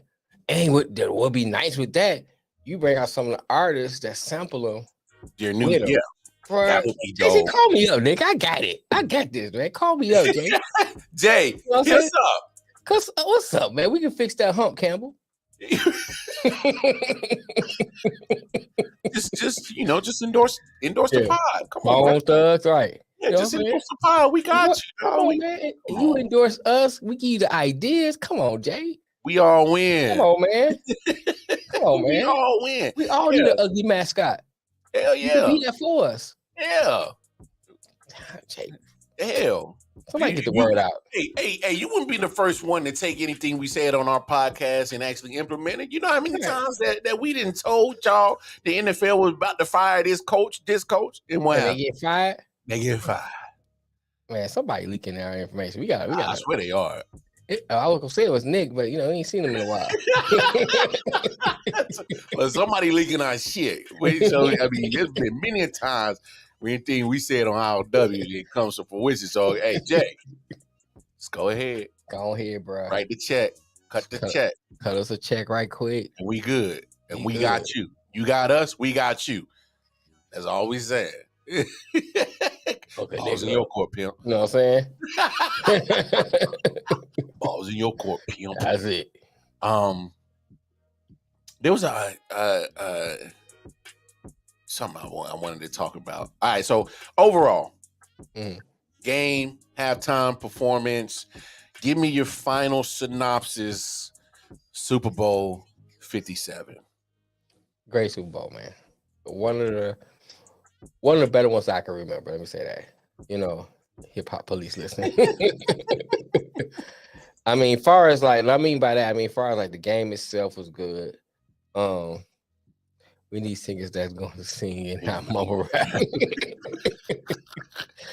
And that's a whole nother discussion, bro. Yeah, That is a whole nother discussion. bro. That's another couple hours again on that one. Yeah. But, I think overall, if you look at the game itself, was a great game. Mm-hmm. It had everything you need. You know what I'm saying? It had like the entry. You know, don't leave too soon because the game ain't over just yet. Great performances. I think the halftime show was pretty good. So I think overall, this was a good Super Bowl. You know, last year's Super Bowl, it wasn't enough scoring. It's just like a very kind of slow. You know, until it didn't get really good to the end. I think this game was good throughout the whole time. Yeah, it held my interest the whole time. You know, like I said, then the halftime show was great. I mean, you know, I think every year you're gonna have a controversial call. Yeah, there was some great commercials too. Forgot about to bring them up. There's a couple good commercials. I mean, commercials scared the shit out of me, bro. Who? Them just weird. Them Tubi commercials. Oh yeah. I thought something was wrong with my shit, dog. What the heck is going on? I looked at the missus. I was like, "Hey, you got the remote or something? What the going on?" Right. Like someone's on TV, bro. What's up? Yeah, that shit fucked me up. The Tubi shit, the Tubi joints fucked me up, dog. Yeah, like, that was good. Yeah. Oh, have you ever seen that movie? I thought somebody hacked into my shit, bro. You ever seen Donnie Darko? No, I don't believe I did. No. So that rabbit remind me. Matt may know what I'm talking about. That rabbit remind me of that. That Johnny. I think it's Donnie Darko. Yeah, man, I saw that rabbit. I was like, what's this, Donnie Darko? You know what I'm saying? It's one of the movies that's real trippy. You know what I'm saying? It's like if you high and watch that movie. Yeah. Matter of fact, get high and watch that movie. Okay. You see what I'm talking about? Donnie Darko. It's real trippy. Yeah. I'm gonna have to look at that. So right. Someone didn't pay the bill. So you had sponsored liquor. Oh, was that? Oh no, the other good commercial, the Blue Moon commercial. Remember the one that kept saying, "No, it's Bud." This is, not Bud. It was like just like I forgot the beers. The two beers was fighting which commercial it was. And at the end, it's like, no, it's Blue Moon. Oh, I don't think I saw that one. That was a good commercial. That was a great commercial. I think the commercial that I love was the little Spanish chick with the flag football. Yeah, that was good too. That was good. Because I thought it was funny when she was like, "Yeah, nobody can get my flags," and she's interviewing. She's like, "Nope." And then she's just running, and all these people trying to get her flags. She's jumping, doing parkour and shit, jumping off the tables and through the tables and shit. And then she finally get home, and her mom was, she's like, "Come on, mom," to try to get a hug, and her mom tried to snatch her flag. She's like, "Oh." like yeah, bro.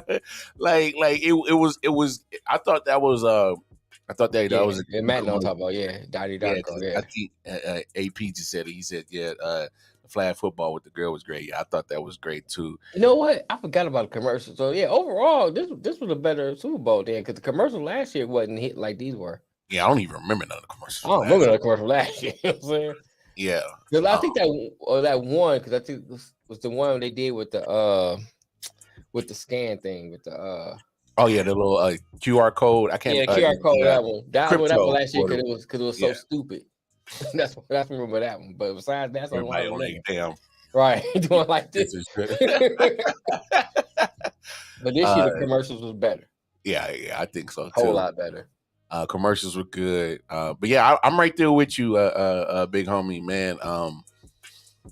So much action in the game. First half, it was compelling. Was going back and forth. Pretty much Philly had control of the game. Then you go to halftime. I don't care what you say. I thought Riri, she did well. And here's what worked out to Rihanna's advantage. Nobody's seen her perform in like 7-8 years. Mm-hmm. And so, like, Did she do much? No, she didn't do a lot of movement and all that stuff. I'll say this. Yeah. I'll say this. I was surprised because I looked at the missus. I'm like, yo, is she pregnant? And of course, later on, they revealed that she was pregnant. But I was like, no, she can't be pregnant. There's no way that the She's had a NFL would baby. risk. Well, yeah, but I'm saying like, there's no way that the NFL would risk putting a pregnant woman so high up in the sky on that little platform. No matter how much they checked it and double checked and did this, I just thought there's no way that you would put anybody that high. It's about that money, bruh. Just sign the waiver. All right, cool. We good. So I don't know if she kept that secret during the whole time and then just revealed it during the performance. I don't know if the NFL knew that because there's no way, and I don't know if this is going to come out today, tomorrow, a week from now. I'm just too hard to believe that the NFL would risk putting a pregnant woman that high up, no matter what. Right. But no, depends on how far she had a little bulge. Oh, she definitely had a baby bump. Yeah. But yeah, I agree with you on that Flash movie, man. That Flash movie might be good. Bro, why the hell they bringing back Transformers? They doing Dinobots, man. Bruh, I'm mad that they doing the 10th damn Fast and the Furious. Oh my god! You know, I said it to my boy when we was watching it. You had noticed that with Fast and Furious, whenever Vin Diesel or Dominic in the movie, you know, whenever he fights somebody, the next movie they become his friend. And they fight somebody else, then that person become his friend. They fight. Yeah, like, come on, we're enemy, but now we friends because we got a common goal to take down somebody else bigger and badder. Right. Like when they got Aquaman as the villain, bro. When is this? Yeah, they got Jason Momoa as Aquaman. It's all gonna be Aquaman. When are they gonna stop progressing the bad guys? They got to take them down. They get bigger and badder, and you got to. Well, I defeated you in the last Fast and Furious, so now we got to be friends because we got to. Only why The Rock in there because him and Vin Diesel don't get along. Oh well, no, that's why you saw the spinoff. Yeah, I'm saying, but that's why. I'm saying, but that's why he not in this one though. Oh well, yeah. They don't get along. Yeah, but Rock don't need Vin Diesel to get his money. Rock been doing just fine. Rock been doing just fine getting his Hollywood money too. Outside of wrestling. So well, honestly, that's the main reason why he hasn't gone back to wrestling. He's been making too much money in Hollywood. But no, it's just commercials were good. But back to Rihanna, man. Like I said, I'm far-fetched to believe that the NFL would risk her putting her up there pregnant. Either way, she in the limited movement that she did. It was cute, you know. She did what she did, and I just think it was a great performance just because of the nostalgia, because we haven't really seen Rihanna in a minute. Right. It's been almost a decade. Like 7 years is a minute for you to be away in the music industry. Like that's long. Still come back and be relevant. Yeah, and I think that was that's what helped with the Mystique performance. Her being away for a minute. You know, obviously you see appearances every now and then from her, but you ain't seen her being on the stage, so that was nice to see. Fuck you, ASAP Rocky. Keep knocking up my boo, man. What the fuck is up? Well, we gonna have to scrap. No, I'm kidding, Rocky. It's all you, dog. It's all you. It's all you, ASAP. But great performance right there. Then you go to the second half, and then you see literally Mahomes do Mahomes things. Takes his team and put the teams back in position. She put her hands on her ass. I was like, damn. I did too. I saw that part, bro. I was like, this nigga. This lucky nigga. Right. Motherfucker. I'll take a break, go to the bathroom right quick. Son of a Rocky. No. Right. No, so second half you saw Mahomes do Mahomes things and do what he does best. So you know, like I said, do I wish that the penalty never was a part of this? Yeah. Because I really wanted to go not even talk, and unfortunately they gave us a reason to talk about it in the last 2 minutes. Right. But hey, take that away. I mean, this was probably one of the best Super Bowls I've seen in a while. I mean, they This is one gave of the us few offense. times you had two teams that was pretty evenly matched. You know, a lot of times you get Oh yeah, two they be teams in evenly there. matched like hell. Maybe they'd be like either one was like way superior than the other. You know, this is one of the few times that you had two teams that are pretty evenly matched. That's what made it a great game. That's what I liked You think about it. Eagles head coach got out coached? No, I think the coaching. All right, so let's break it down. So the coaching to me, I thought was evenly matched. Mm-hmm. I thought, both coaches, head coaches, both coaches on the offense coordinator and the defense coordinator side, they made the proper adjustments when they needed to do. Obviously, on the second half, I think the defensive coordinator for the Eagles got out coached. For some reason, he forgot what he was able to do in the first half and wasn't able to recreate the magic in the second half. So that's probably a letdown on that side. But Right. you look at the coaching. I mean, I thought it was evenly. Look, I love the way Sirianni was going for it on fourth down. He's like, bro, I know who's on the other side of the field. Like, Mm-hmm. you got to keep this drive sustaining, and for the most part, it almost worked. He made sure he tried to keep Patrick on that sideline, bro, and Right. he was taking some chances going for it on third and if you look at his play calling on third down, you knew he was going for it on fourth. Right. Like, yeah, he's just trying to make it more easier on fourth. So I mean, I'm not mad at it. Andy Reid, thank God that he did not have those questionable play clock management issues or play calling management issues that scares the shit out of me every year. He didn't have none of those, so I'll give him props on that. I thought the coaching was pretty even. What you think? Yeah, I think so too. One thing I wanted to say too that I was like, when Mahomes like he got injured, I was like, please don't let him. Don't put Chad Henne in the game. This is not gonna make it's gonna make a horrible game. It's gonna make a horrible. They bring in Chad Henne and the Eagles win. I'll be like, This ain't the game you want to have Henny. this ain't the game I want to see. You know what I'm saying? Bro, I was like, I hope that's not gonna happen. Yeah. But 4th down, he punted and then the Chiefs scored. Well, I mean, depending on where you at on the field. I can't remember. I think it was on the other side on their own territory. That's probably why they punted. Yeah, if I'm not mistaken. But most time when it's going for it, it's on the other side of the 50 in Chief territory. Yeah. You don't give the Chiefs short field. Yeah, I think that's why they went for it on fourth. And then when they punted, they was on their side of the field, other side of the 50. That's why they punted. So that makes sense. So I thought the coaching was. Let's talk about the defensive play.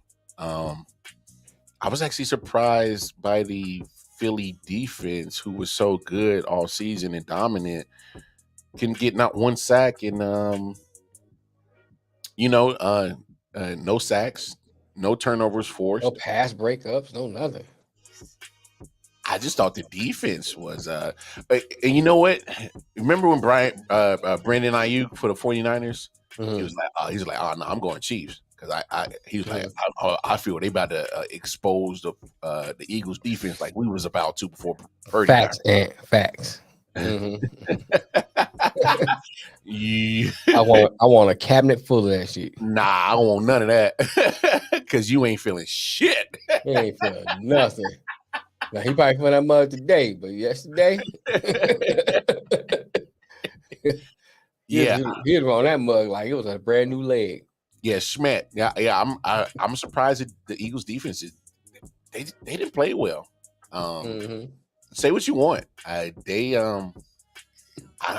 don't feel like they did what they normally would have been doing as a dominant defense to stop that Chiefs. It was more like the offense of the Eagles played more defense than they did because they controlled the clock. Right. We gotta look at this too. No, they run defense where they rely heavily on their front four.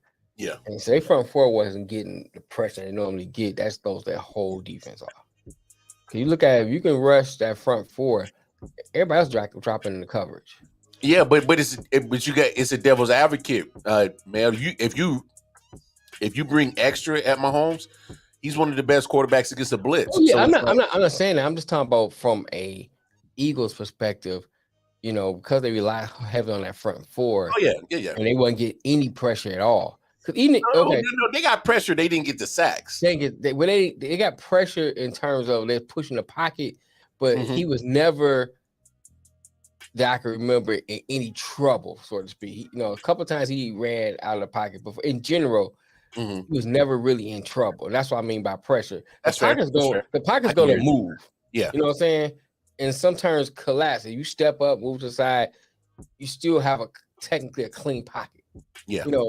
Versus where you already got somebody in your face. Yeah. You under duress all the time. There's a difference. I think even if they could have got him under some kind of duress, you still can contain him. You rush him, get in his face, make him hurry, but you don't. You cut off all the running lanes. Yeah. That way he's making him how to make quick decisions, and hopefully, with you got extra players now because you don't have nobody, you ain't running nobody extra. You drop in coverage and get a pass breakup or interception. No, I'm with you. But looking at the Chiefs defense, I don't think the Chiefs defense played particularly well either. But I'll say this: they made the plays when they needed to that the Eagles defense couldn't, if that makes sense. So, obviously, you talk about the fumble return for the touchdown. That was huge. That was big. That adds to the Chiefs winning. Then you look at the few times that they were able, especially in the second half, to get Jalen Hurts in that offense go 3 and out a couple of times. Yeah. I don't recall any 3 and outs from the Chiefs. So, in that retrospect, I would definitely give the advantage to the Chiefs defense just because the fact that I give you props, AP. Andrew Wiley, the right tackle, did a hell of a job against Hassan Reddick. Right. That guy literally flipped the game against the 49ers, but couldn't even get close to Patrick Mahomes on this game. So I definitely give the defensive advantage to the Chiefs. Offensive wise, I think they're both evenly matched. Obviously, you saw what both performed. Just a couple more plays out of the Chiefs offense when it mattered.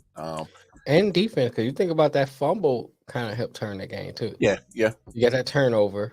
That was scored 7 on that. Well, 6 technically, but So scored on that one. So that kind of helped turn the game because you think the Eagles was moving the ball.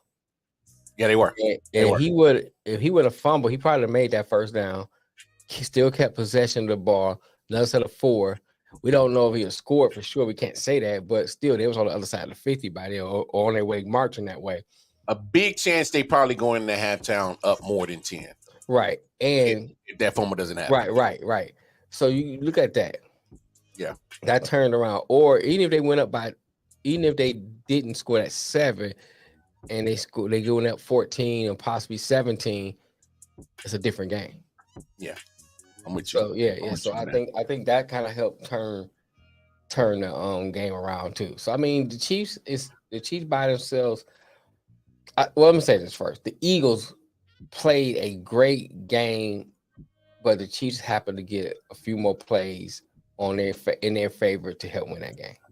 I hear you. I can agree with that. And then last but not least, let's look at quarterback play. Who you saying running too much? Hurts or Mahomes? I think Hurts didn't run that much. Hurts ran about 15 times. Mahomes ran about 7 or 8 times. Because I like what I think the play calling they had for Hurts was great. He didn't run a lot, and he ran just enough what he needed to do to keep the ball moving. Oh no, I thought the play calling having Jalen Hurts part of the running game was key. It was crucial. Yeah, I read the stats earlier. He got 15 carries for 70 yards. You take that out, the running game is there for Philly because both Boston Scott and Miles Sanders had 7 attempts, and they both barely scratched 20 yards. So, I'll take the 15 attempts, 70 yards, and 3 touchdowns, and tried to put us in position to win than him not doing it at all. Right. My thing, if he wasn't part of the running game, I don't even think Philly is even in that game. So and he scored 3. Yeah, he scored 3 touchdowns. Right. Coaching, I think, is a push. Defense, I give the slight advantage to the Chiefs. Offense, a slight push. A slight advantage to the Chiefs, barring the fumble return for touchdown for the Eagles. Okay. But when it comes to quarterback play, I'm gonna go even. I'm gonna say it's a push, just because Mahomes just wasn't on the field in the first half. I mean, great job by Jalen Hurts in that offense of But controlling the ball. that's why I give advantage to Jalen Hurts when it comes to quarterback play. Okay, that's fair. That's part of it. Hey, I mean, I hear you, but Mhm. my thing is second half is that offense kind of sputtered a little bit for the Eagles in the second half. okay. When you look at how Mahomes and the offense for the Chiefs weren't even on the field in the first half, second half be like, oh shit, they just read all 24 points and no problem. So that's why I'm like, quarterback play. I'm gonna say a push just because, Okay. you know, I think both of them played great games. Obviously, I think, you know, Jalen Hurts was the best player on that field for 58 minutes.